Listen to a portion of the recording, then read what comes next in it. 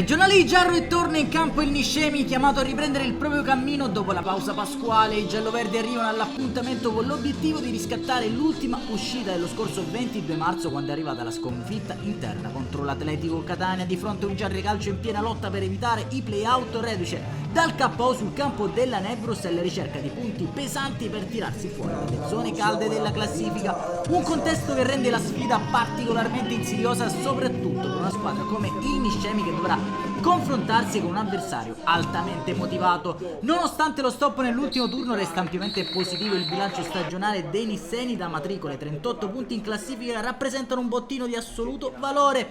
Grazie alle magie che ci giungono da Andrea Giuffrida, passiamo a raccontarvi del film di questa sfida, che si apre con la prima occasione di marca Niscemi, con il destro da distanza proibitiva di Mauro, controllato a fondo campo da Russo.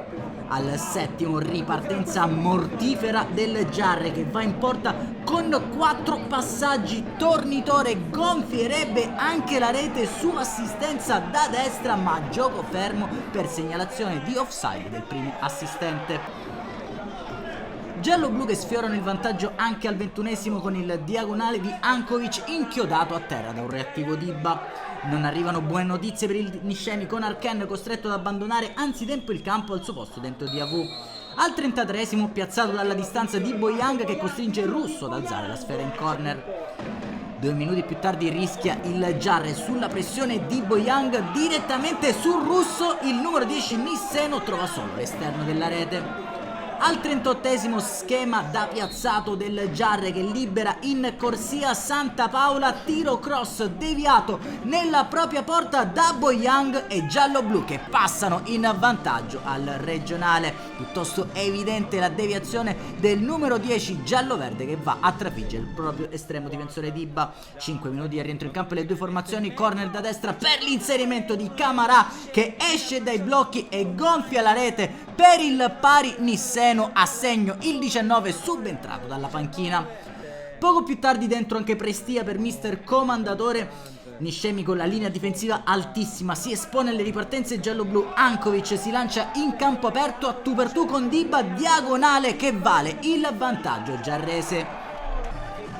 All'ora di gioco dentro anche Nobile in luogo di Martinez tra le fila del Niscemi. Al 67esimo Prestia ci prova da distanza proibitiva, attento l'estremo difensore giarrese Russo.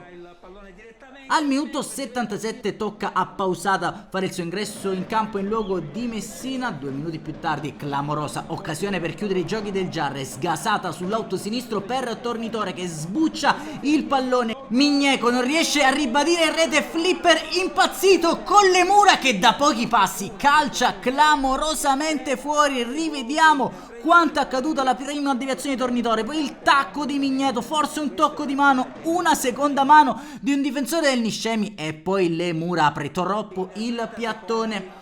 All'85esimo campanile dal binario mancino, che manda in apprensione Dibba. Non accade più nulla fino al 90 più 5. Il Giarre porta a casa una vittoria vitale in ottica playout, salendo a quota 25 punti in classifica, seconda sconfitta consecutiva per il Niscemi, che resta a quota 38. Un saluto amici appassionati, appuntamento come al solito alla prossima.